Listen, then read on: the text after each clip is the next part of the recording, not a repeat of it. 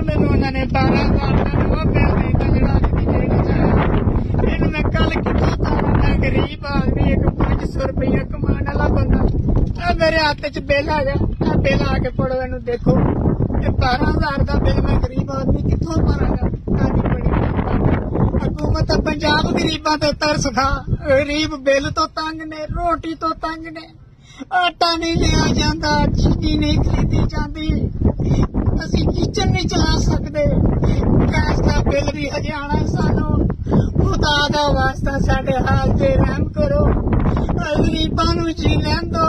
बड़े गरीब तंग ने। मैं कसम खुदा दी ना गरीबां दी खातर आवाज उठा रहा। और मैं 12,000 गरीब आदमी एक दिन च मैं कितों भरा? मैं रेड़ी दा काम करावा, मैं मकान दा किराया देवा, मैं 12,000 एक दिन च बिल मैं कितों भरा?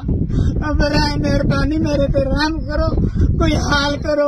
और मुसलमानों मेरी तुहाडे अगे अपील है, बड़े बड़े मुसलमानों मेरी तुहाडे अगे इल्तजा वा, मेरे गरीब दा कोई मसला हल कराओ।